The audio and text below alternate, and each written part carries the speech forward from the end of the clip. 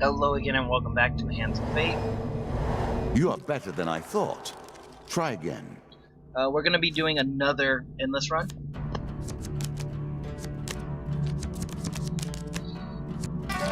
It takes a very special person to walk through this door. You need to have lived a life that provides enough meat for our deck. Yet, you also need to have enough will to walk through the door. Enough power left to persist.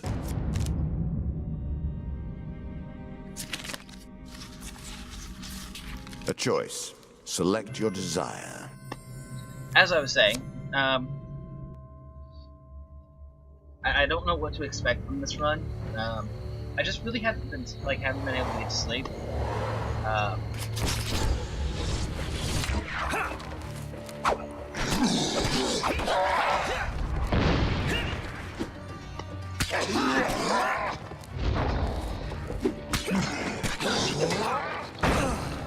Ouch.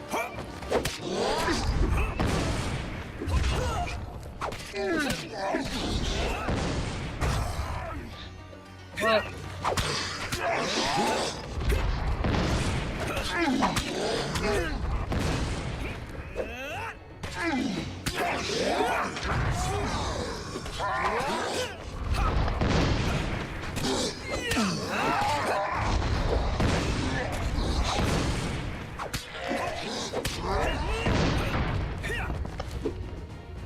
But yeah, as I was saying, I just sitting here, I'm like kind of bored watching YouTube a little bit, and I'm like, I actually wouldn't mind playing a game. I'm like, hey, wait, I can play this game, record it, and add it to my series.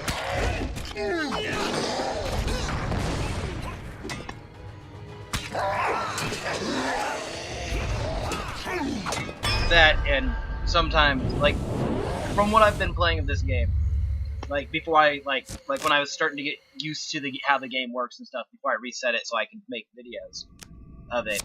It was kind of one of those like, yeah, I hate this card.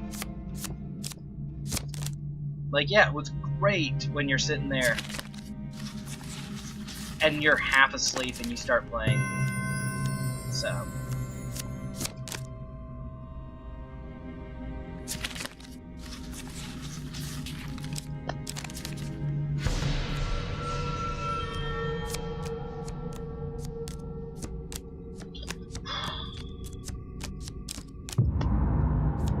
Like, I think the first time I beat the King of Skeletons, I was actually like half asleep. Because, like, I downloaded this game at like...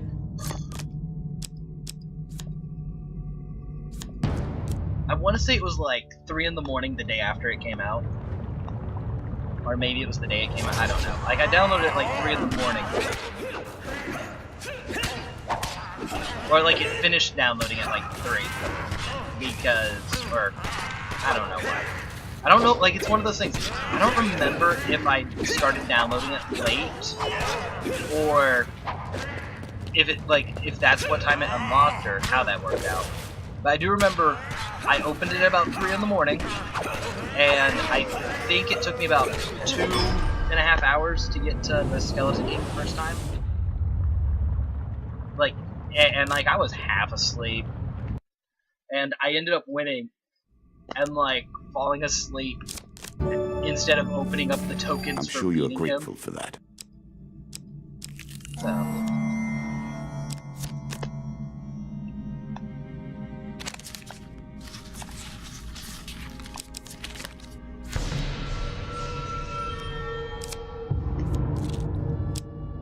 Well, that's a bummer.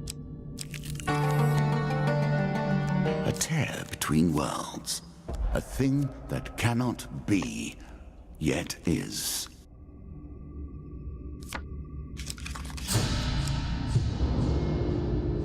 I worked long and hard to make that particularly painful. Ingenious, don't you think?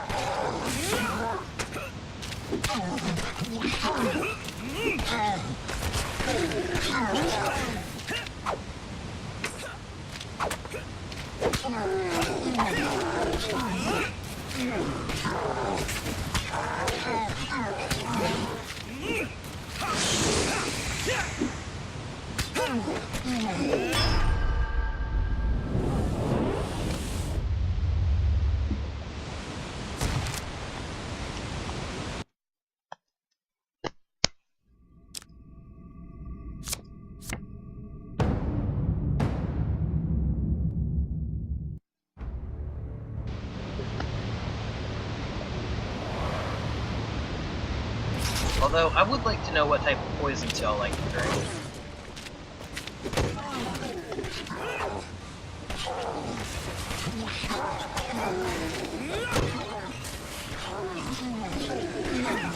One thing, me and my friends in my, D&D group have actually kind of... one of the guys in my D&D group, actually started joining a mixology school.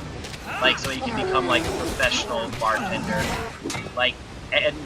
Not just, a normal bartender, but, one of the big, I don't even know how you say it. But, he's actually going to a school for mixology, so he can learn how to do all the proper mixing, and, the science behind the mixing, and all that stuff.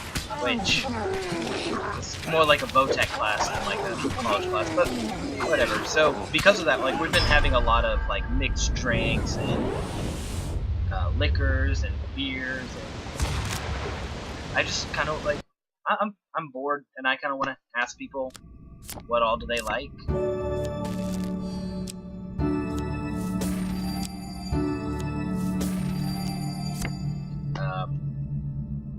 I like a lot of the lighter, clearer liquids, like vodkas.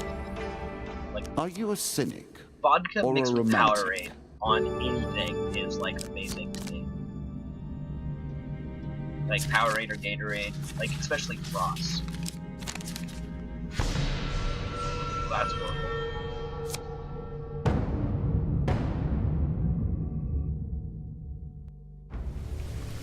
But yeah, actually that's one thing, big thing we've been drinking, or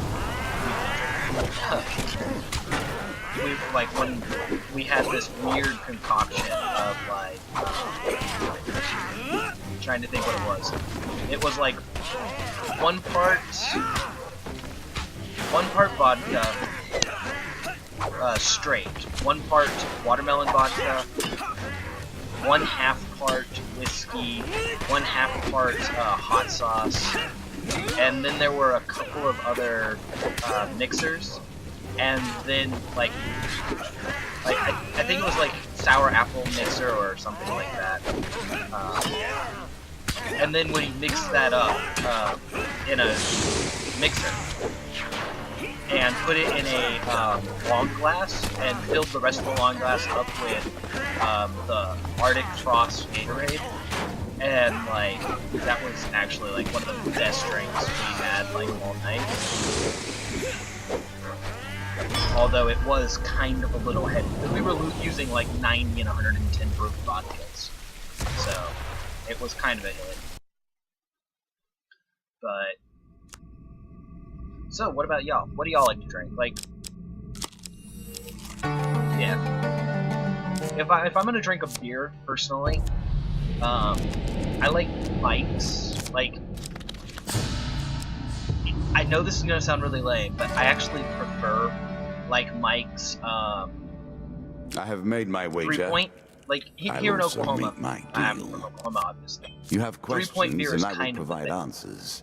After all, that is why you came here, is it not? You can't get more than a 3-point beer unless you're at a liquor store.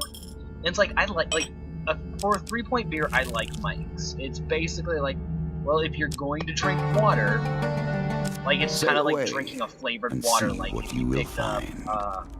Life Water or something like that or just a lemonade soda. It has a little bit of alcohol in it, but not enough to even notice unless you're like paying attention. What brings you to play the game? Um, I know you will not tell me. and then Like all the rest. if you actually are get like some silent. real beers, you have the 5% mics still. But then when you start getting into like the stuff like Mike's Harder, the 8%, I'm not actually a big fan of the harder, like the Mike's Harders. They're nice on occasion, but there's just something about it. The higher alcohol, like the nice fruity and like the flavor of Mike's is great, but when you mix it with like the 8% or anything above the 5% actually, it just, the flavor of the alcohol or the taste of the alcohol overwhelms the flavor of the drink, and it's like, at that point you're basically just drinking a beer that has like some Neo drops in it or something like that. At 8% for a beer, I usually like to go to like Sam's or something to that extent. Will you make like the Sam same Adams choices or as you did before? something like that.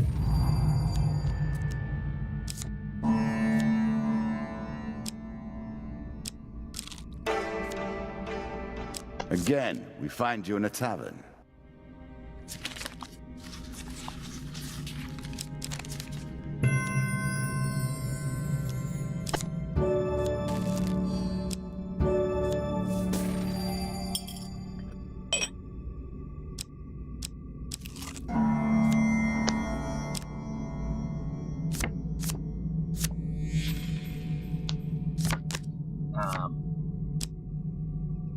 What does that do? Petty magic. Cooldown reduced by this. 10%, but also Exchange damage is the with it. simplest Yeah, that's application of the kinda laws stupid. of energy. I'll take an artifact.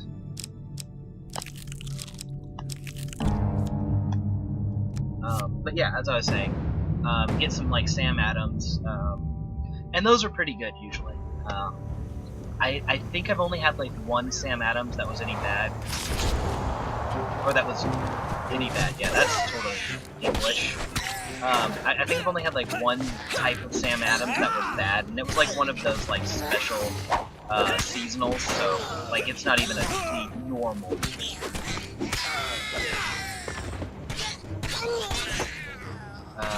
Outside of that, like I don't really drink a lot of beers personally. I'm more of a liquor man. It's actually kind of funny. I actually taught a couple of my friends about Virgin Chasers. Which, if you don't know what a Virgin Chaser is, it's basically where you drink the shot of whatever your liquor is straight. So, like, if you're gonna make a White Russian or something, you drink the vodka straight. And then you, after you shot your vodka or drink your vodka, you drink the mixer that would normally change the vodka into a White Russian. And I don't know, like, I don't know. I think, like, I learned that from, like, my mom or one of her friends when I was, like, younger. And be like, yeah, that's just how it's done. It's like, they'd have, like, tequilas and stuff. And I hope that is the curse that ends your quest. Well, you can't have alcohol, so here you can have it without the alcohol in it. And then, Did you like, I'd expect get a me to couple of tell sips your of the alcohol fortune? here or there. No. A fortune like, yeah, teller I'd get a is sip at their most base every and couple of despicable when they times or begin to whatever. believe their own And then, lies. as I grew up, that's just kind of how Of I course, developed my taste for the alcohol I am different. drinking My powers are genuine. the shots straight, and then drinking the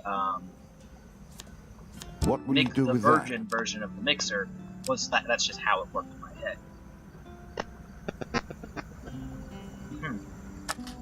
That would have actually been pretty good if I could have gotten that cursed chest earlier, but then I'd probably be screwed.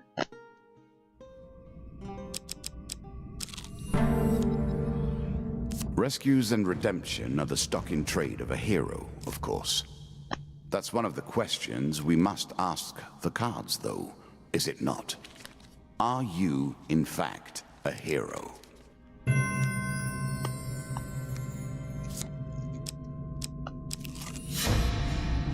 I'm trying to think if there's anything else special, like, that I do when I'm drinking. Like, I have a bunch of friends that, like, when we're sitting there drinking, like, they'll talk about all the different ways they'll do it.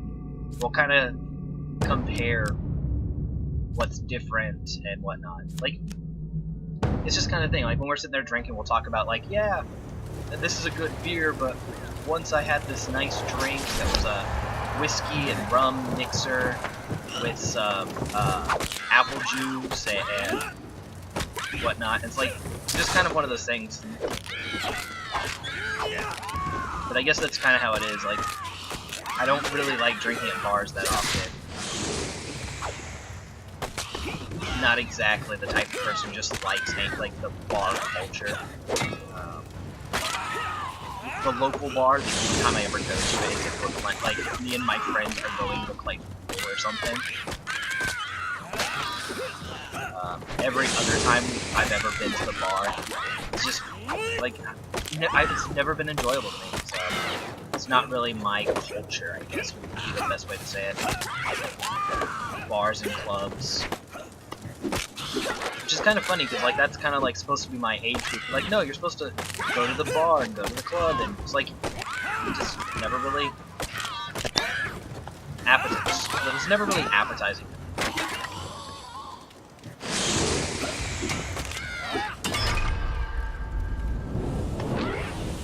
So it's like when I'm with my friends, it's like the only time we ever really drink or anything like that.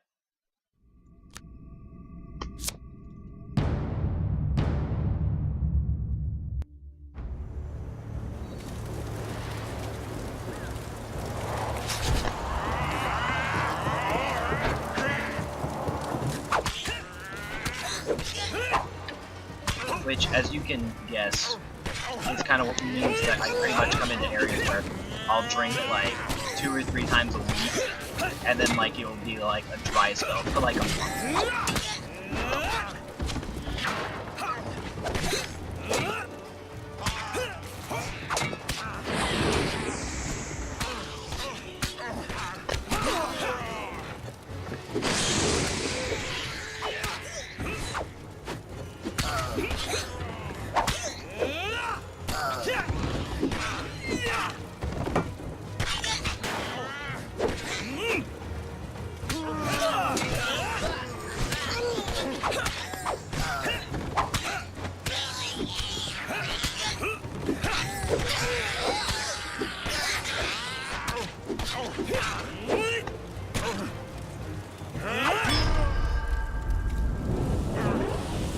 Yeah, so what about y'all?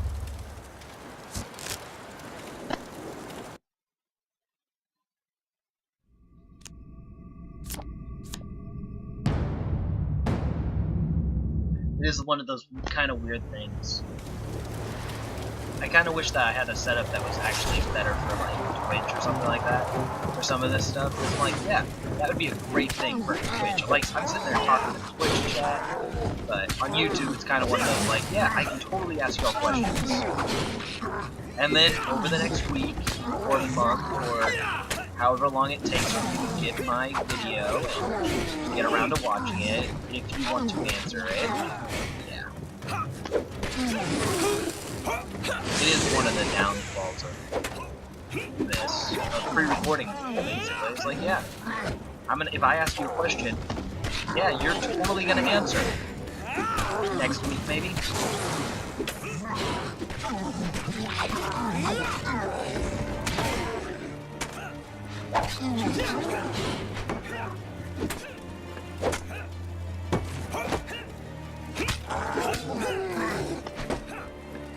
Damn shit.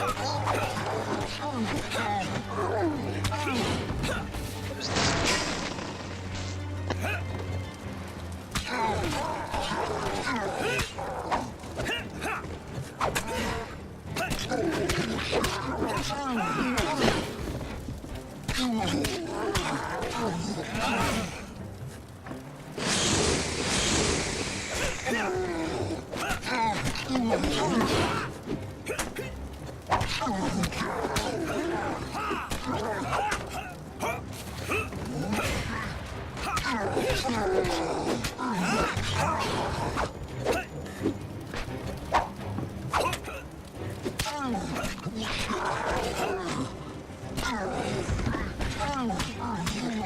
So, what do y'all do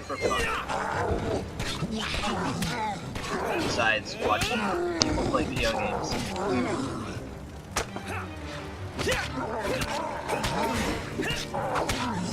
Like, I actually, like, I have a... What would I consider this? Like, we have a weekly, but at the same time, bi-weekly, D&D session. I have a group, we meet for D&D, like, we're, at least right now, the campaign we're playing is every 2 weeks we have a thing. But then every other week, we have, like, a intermission game.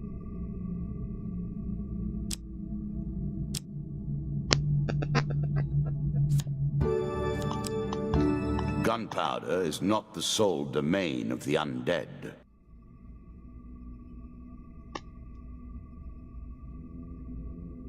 As pleases you.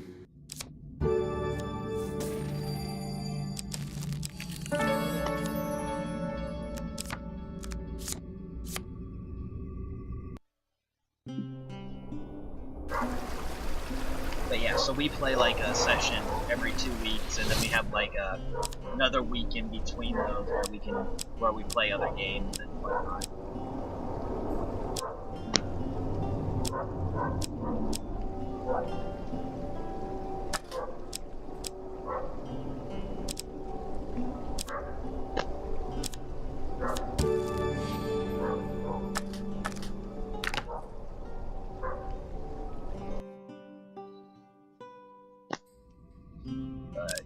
At the same time, depending on the depending on nothing more pleasing than the smell of salt water and the rush of wind, is there? Like when I was DMing, we'd normally have a session every week. Actually, for a while we were doing like 2 sessions a week, which was great. I am sorry. It's kind of one of those things where I'm like, yeah, I've had a campaign that's been like, I've had the same campaign pretty much ready for the last like 2 years, and I just hadn't had a group to do it. It's like, all I had to do was slightly alter it for the rule set, because when we went through and we actually played with 5 as 5 was beta testing, like when it was still D&D Next, and we also did it like as it was launching, so we were going to the rulebooks as the rulebooks were being launched.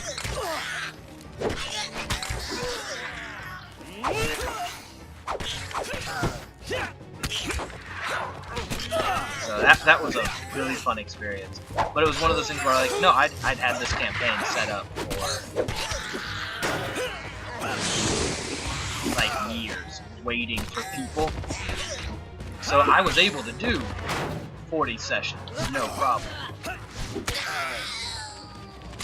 But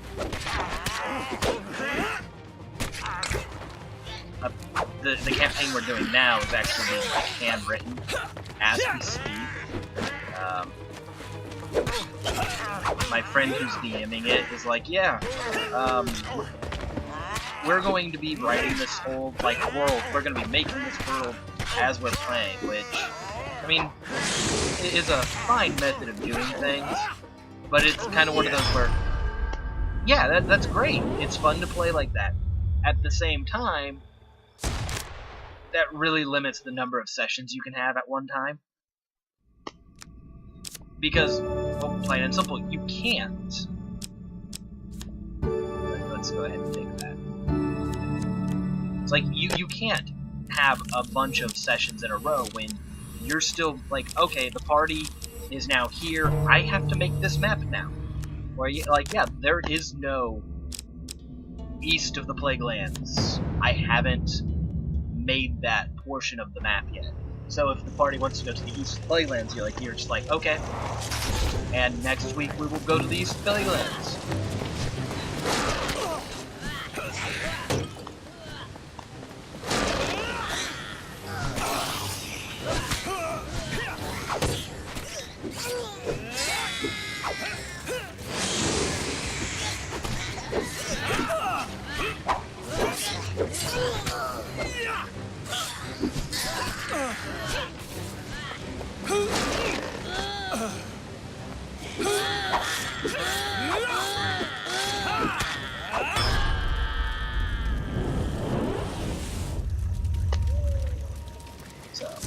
that, and we actually, like, it's kind of another weird thing is we actually have a bunch of, like, custom classes. Because we have, like, trying to remember how this thing's working out.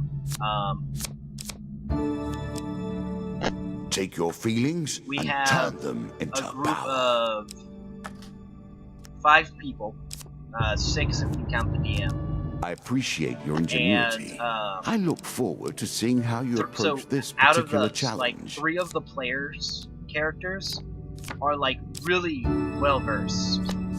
Many of these blessings are too like, good for the likes of and you. 2 of the other ones have been playing for at least a decade each.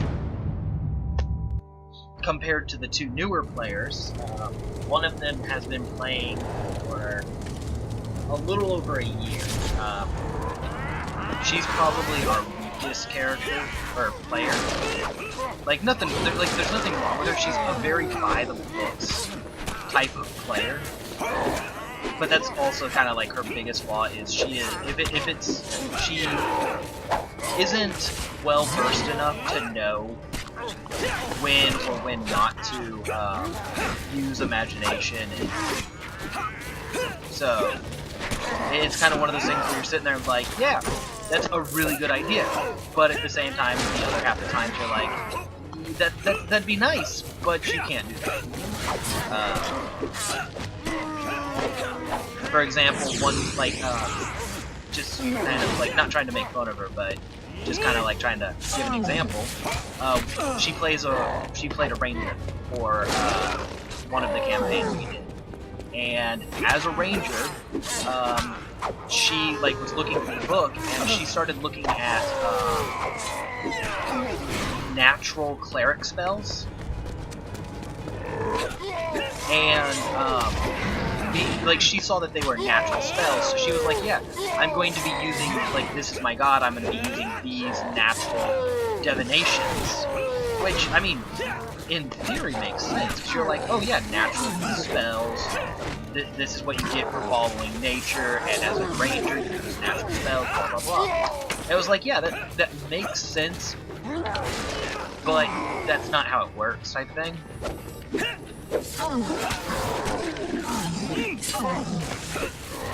Whereas other times,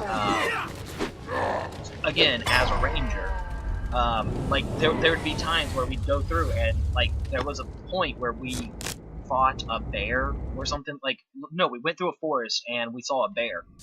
The DM specifically put the bear in there so that she could try to. The King of Dust must have treated his people poorly. She if didn't this is realize an indication. that, and she was the one who decided to like weapon it. Like she was the one who weapon it. She was the one who decided to attack it. At their heart, and because she games just are wasn't about aware power, that she could take it not? as a pet. The acquiring of power, the retaining of power, and most importantly, the use of power. The gods look upon you favorably. And like that was just kind of like, that's just one of those inexperience. She didn't know she could have that as a pet, so when it came down to her having an opportunity to take it as a pet, she didn't know that. And no big deal, it happens. Are you kidding me?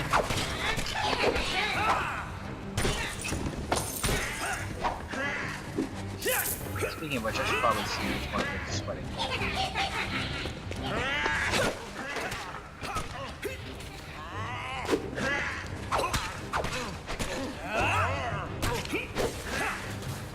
Is it him?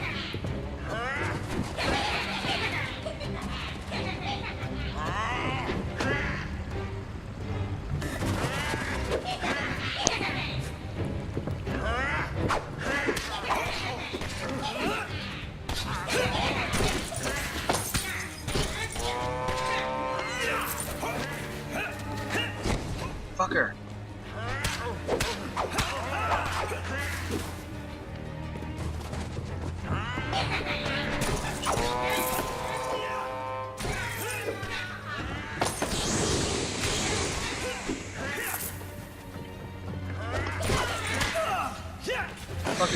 sword.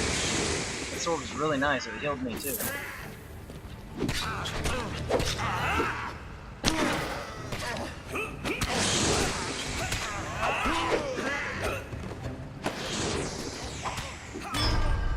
That was suck.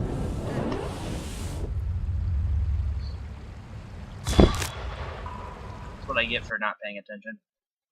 But anyway, as I was saying, it's just kind of one of those. And then the other I want to say, like, the other weaker player we have is kind of one of those.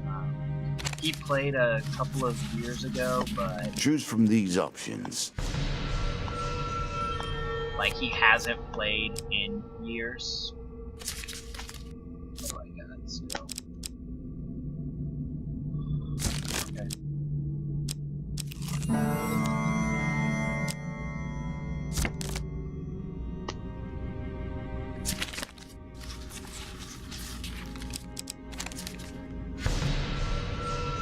That sucked.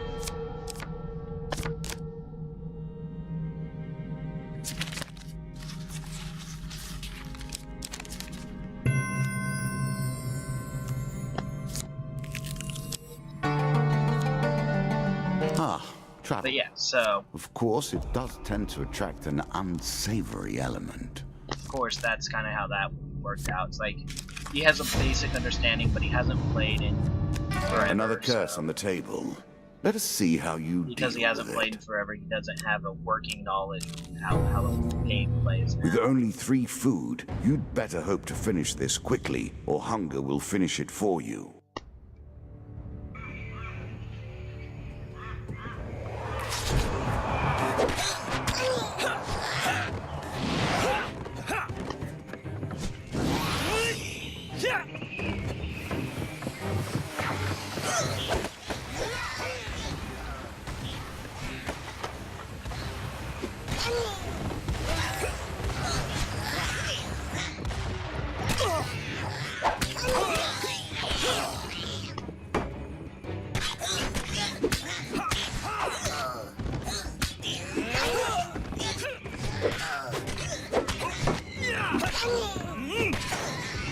But yeah, so it's kind of one of those funny ones. So, like, we actually have like a couple of characters that are working on homemade classes, homebrew races, self-modifieds.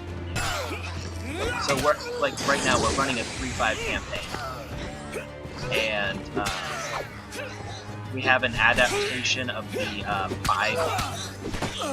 5 version of the monk into 3-5. We have a Goliath War Mage, which I think is using 4.0, or some of the 4.0 roles. It might be I'm sure you're grateful for that. But I remember it's not 3.5. Like, he's using not a non-3.5 version. I remember that specifically. Then my character is a witch doctor.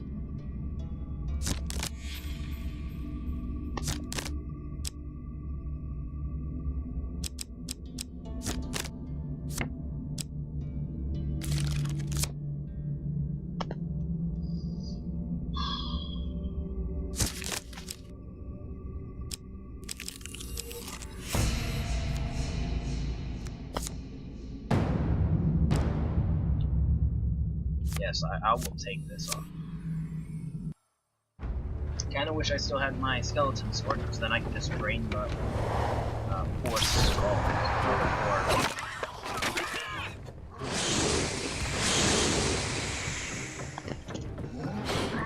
Okay, none of those lizard men fireballs, so we're good.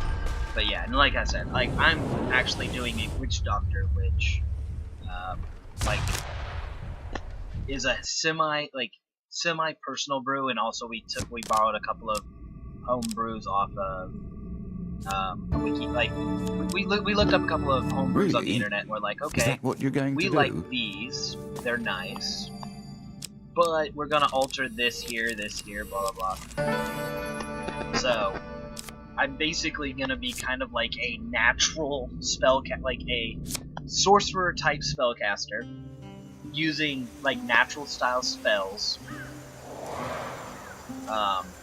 But so I'm pretty much ending up kind of like a druid.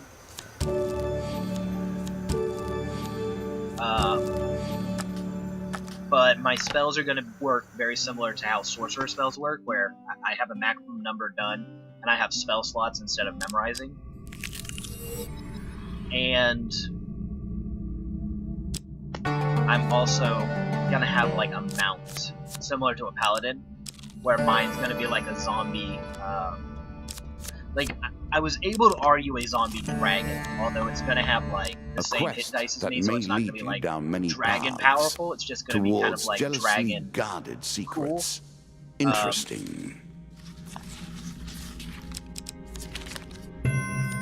But the original way that it was I argued for it was that I had a, I'm like, yeah, I'm a witch doctor, I bring up zombies, and I commune with spirits, so I'm gonna have a, like, mount, a spirit horse, or spirit elephant, or something, like, terrifying, so that I can scare my enemies, but it's a mount. And then I'm, like, sitting there, like, wait, do now? At one point or in did time, I rush you in my through the rules, character's history... pushing you into the play before you were Why did I do that? I keep doing that. I'm stupid. Like, at one point in time in my character's history, I discovered the bones of a dragon, and I used Animate Dead, and raised that dragon from the dead.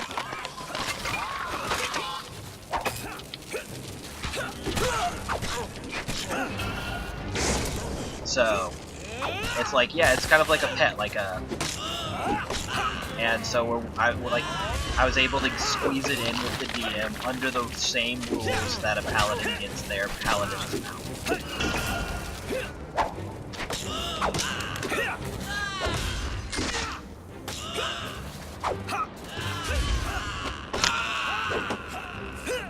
Which, I mean, is great for me, because it's like, yeah, I get a pet dragon.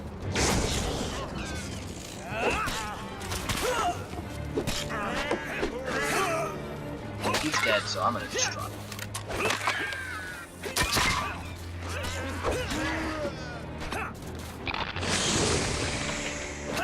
Wait, how did you resurrect?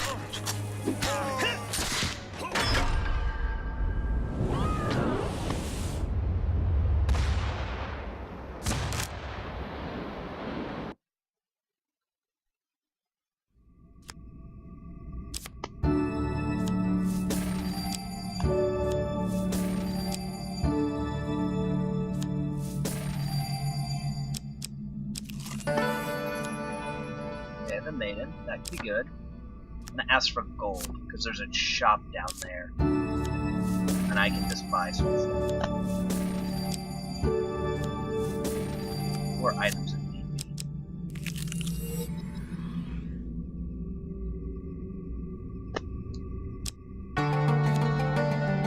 Ambush. Actually, I have no reason to go down there, so I'm just gonna go next. Just leave your journey to end here? I think not. This sucks. Oh, I'm on the beach, not actually on the boat. Like, this is it would have been horrible if I'd been on the boat.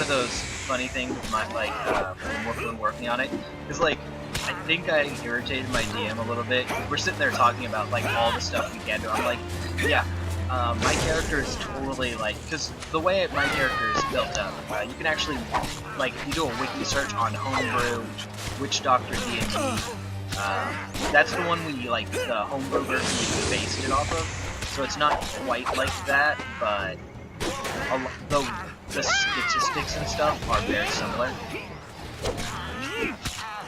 And we actually used a bunch of the abilities. Of course, we balanced it out a little bit more, so it worked with our group, but... So it's like, yeah, I have the ability, like, at later levels, I can, like, I can basically, like, rob people their souls and stuff like that. And I'm like, yeah, there's gonna be a point where I'm gonna, like, kill a guard or something, like that's gonna be my routine, is when I come to a new city, I'm going to, like, kill a guard or somebody in the city so that I can gain information about the city. Because, like, one of my abilities is, like, yeah, whenever I kill somebody, I can retain their memories. So... A little extra and, like, it was one of those funny things. I'm sitting there talking about it, and he's just like, dude, no. Like, you shouldn't be talking about doing stuff like this, or you shouldn't be thinking about doing stuff like this. Like, one of the things we were talking about is, like, if one of the... should have paid attention to that. If one of the friendly, like, one of the player characters ends up getting hurt, like, losing a limb or something, I could actually, in theory, like, kill them off and then resurrect them, because I get access to resurrection spells as well. So I could, in theory, kill off Select your desire. a character, then resurrect them, because they're gonna take one. I'm sure you are grateful for that. That's not bad.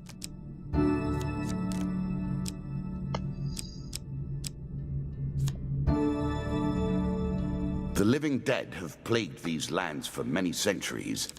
Thankfully, there exist many tools for their destruction, if you can find them. But yeah, as I was saying, Royal Treasury, Greece, yeah, we're good. We're good. Because the penalty that you get from resurrection is basically you lose one level, as compared to the penalty you get you have the attention of lost the an lizard arm men. or a leg or something. So it was kind of one of those, like, now of course this is, we're talking like, when do you get access to resurrection spells? We're talking like true resurrection and stuff, so like level 18. So yeah, we're not exactly talking like day one stuff. And that was kind of like what he was talking. Like, no, like, this is stuff that's going, if it does happen, you shouldn't be worrying about this until much later. Because, like, right now, what he has is, like, a kind of a rule that if a player, like, if you attack another player, your character goes invincible. Which he did, I think, mostly because of that. In our last campaign, I actually, like, built a character. Trying to remember. I think I was a war cleric, or no, I was a death cleric, and I offered up my party to the god. Like, we were in the fight, in the middle of a fight, and we, like, killed off the big dragons, or like a big dragon. And we're like, yeah, that's great. We killed off the big dragon. Now all that's left is the mage that was controlling the dragon. And I'm like, yep, that's all that's left. Little pleases me more than watching your attempt to wriggle away from bad luck. And like, we rest in the room before him, because why wouldn't you rest? There's a token in it for you if you win.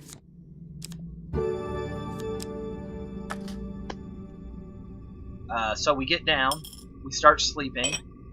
And I start, like, I'm like, okay guys, we need I'm gonna prepare a couple of heal spells, I'm gonna heal the party, and then I'm gonna go to sleep, and, like, that way I can recharge my spells, and I've expended everything, we're good. So I did, like, I went down and started praying, and I prayed to the gods for, like, power, like, basically, what was it, divine intervention, and I was, like, able to convince the DM to give me a level for each sacrifice I gave him. Like, I think it was like every creature with 5+ hit dice that I gave him for a sacrifice, he'd give me 1 level for that day. Like, and then like I just revert back to a level 1 character at the end of the day. So we were like level 20. Like, literally, I think the lowest member of our party was a level 16. Now you can counter opponents so if your timing after my is right. prayers, I went in and I'm sitting there talking. I'm like, okay, thank you for this blessing. And then I go through and I'm like, yeah, I kill every member of the party. Like, I just ritually sacrificed them. And I rolled for, like, assassin checks and sleight of hand and stealth and make sure I don't get seen and stuff.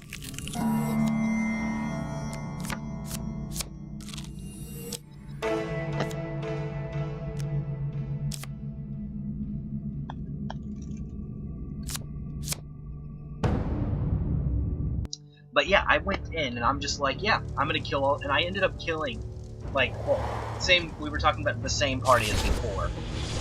So there were 5 of us, and I think I ended up gaining like 8 levels from that, one sacrifice. Which by itself doesn't sound like a lot, but when we were already level 20, or I was already level 20, and we went in against a dragon's mage, and it's like he was challenge rating like, I want to say he was like challenge rating 4, or not 4, like 14 or something like that. Like, we were going to win that fight regardless, but because okay, I don't have anything for the Holy Forge. Like, we were gonna win that fight regardless, but because so much power, I did that, like, I literally walked in grace. And used, like, even the old pain, gods bow to death in and time. Just one-shot killed him. And, like, that was the end of the campaign, because I'm like, what are you going to do when one member of your party kills off the rest of your party, subtlety, and then kills you could the heal such big bad rifts. boss? That's not the life you have I mean, lived, there's not much mind. else you can do.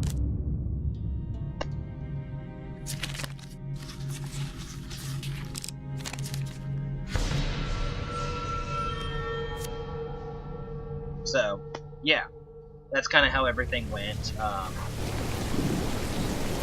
So now, there's currently a rule that you cannot, for any reason or circumstances, attack another party member.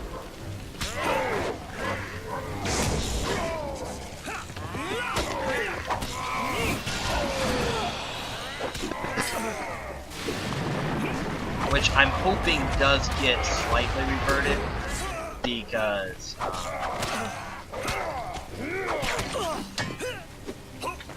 like, that's just kind of how I'm, like, yeah, I have a character who's capable of killing people and like bringing them back to life and zombifying, and like, that's just kind of how I want to play that character, because like, that's how the character's built.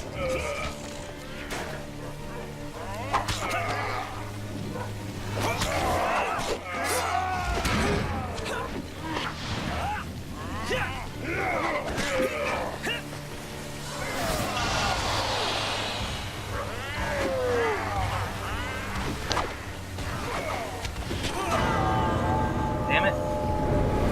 Should have actually been paying attention instead of running around and talking.